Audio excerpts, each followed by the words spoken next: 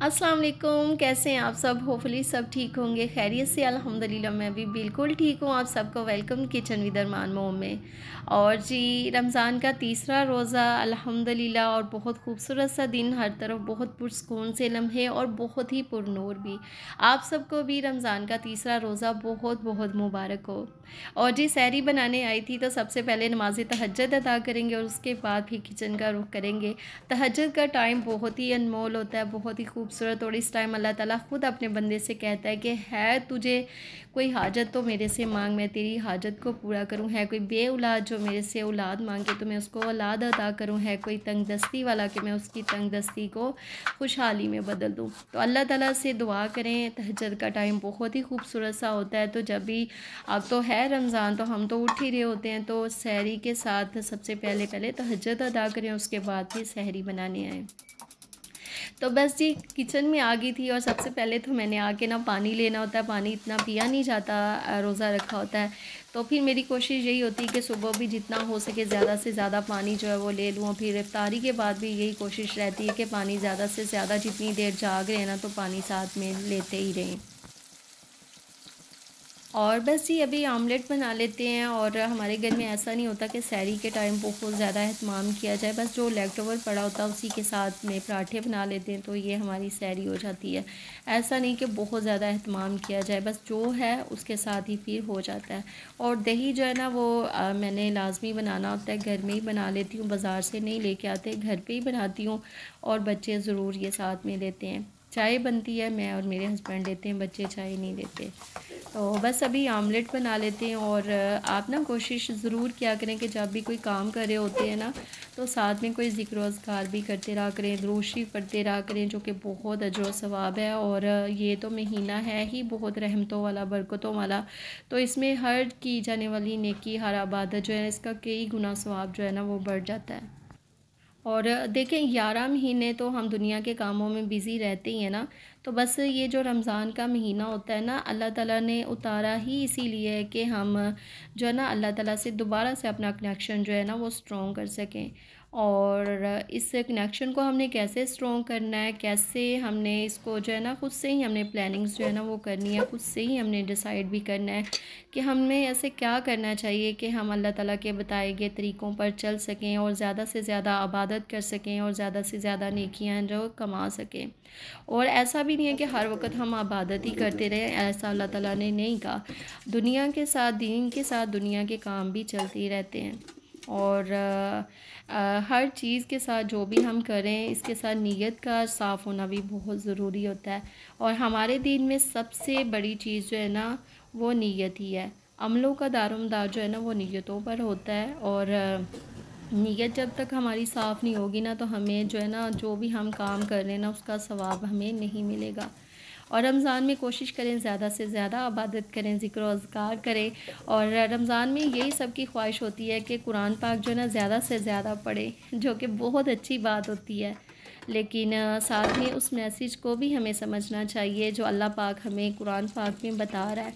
जब तक हम इस मैसेज को नहीं समझेंगे ना, इस कुरान को समझकर नहीं पढ़ेंगे, तर्जमे से नहीं पढ़ेंगे, तो फिर हमें ये कैसे पता चलेगा कि हमारा रब हमसे क्या कहने जा रहा है। तो कुरान पाक को जब भी पढ़ें, चाहे बिल्कुल थोड़ा थोड़ा सा क्यों ना पढ़ें, लेकिन हमेशा ट्रांसलेशन के साथ पढ़ें, बहुत समझ कर पढ़ें और फिर उस पर अमल भी करें।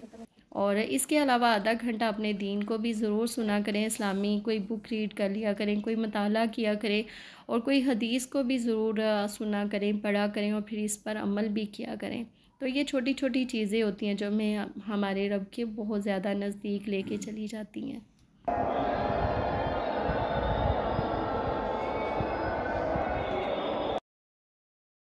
और बस ये नमाज़ फ़जर अदा की। और उसके बाद फिर कुरान पाक पढ़ा था। कुरान पाक पढ़ के ना हम लोग फिर थोड़ी देर के लिए लेट जाते हैं, 1 डेढ़ घंटा हम लोगों को मिल जाता है, फिर थोड़ी देर के लिए रेस्ट कर लेते हैं।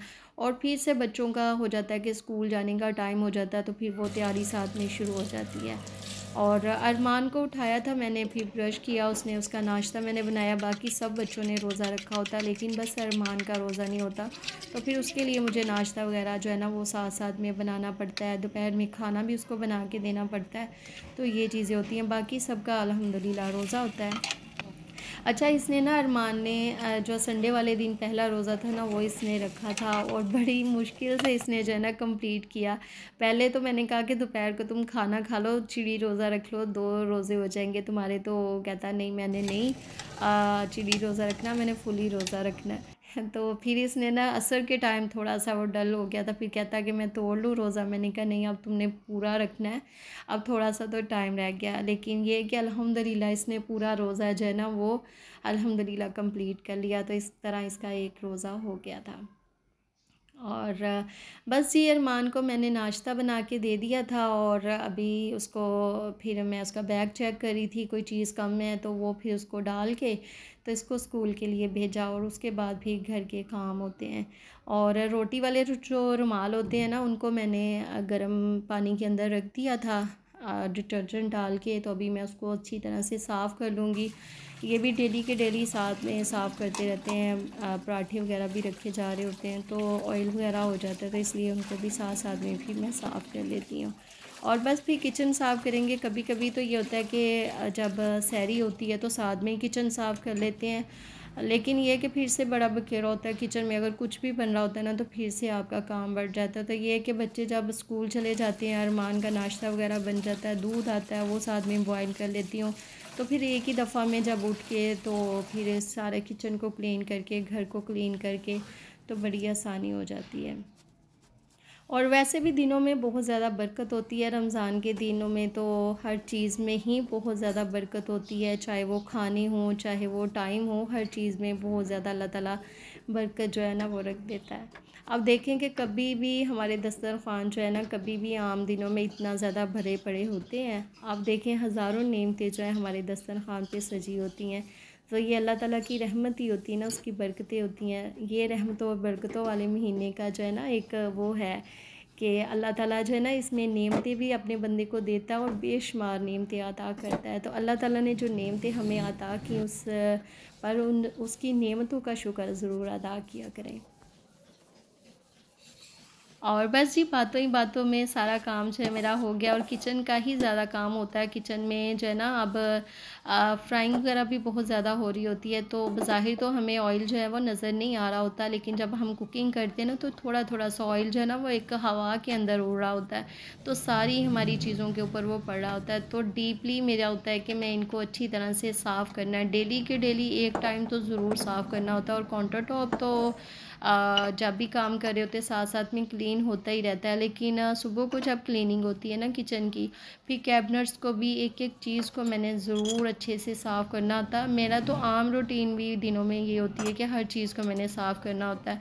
लेकिन जब रमज़ान में फिर ज़ाहिर सी बात है डेली फ्राइंग चल रही होती है, तो फिर ऑयल भी जो है ना ग्रीसी ग्रीसी हर चीज़ हो रही होती है, तो साथ में फिर अच्छी तरह से उनको साफ़ भी ज़रूर कर लेती हूँ, ताकि बिल्कुल हमारा किचन जो है ना नीट क्लीन रहे।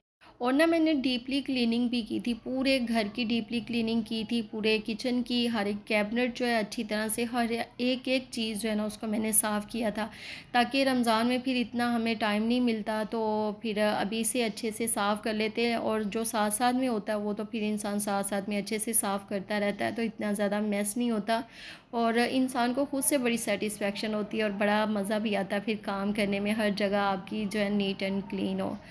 तो बस किचन को मैंने साफ़ कर लिया था। और सबसे ज़्यादा बड़ा टास्क भी किचन ही होता है, उसको जब साफ़ कर लेते हैं ना तो समझे कि आपका सारा काम घर का जो है ना वो ख़त्म हो गया। तब बस सिंपल सी हमने सफाई करनी है, घर की क्लीनिंग तो वो करते हैं। और उसके बाद सबसे पहले तो मैंने फिर आके किचन को साफ़ करके ऑयलिंग की थी। ऑयलिंग मस्ट किया करें, अपने बालों का ख्याल रखा करें, साथ में स्किन का भी। तो कोई ना साथ में कोई पैक भी काम करते वक्त ज़रूर लगा लिया करें। जैसे घर का ख्याल रखते हैं तो अपना भी अपने आप को इग्नोर मत किया करें।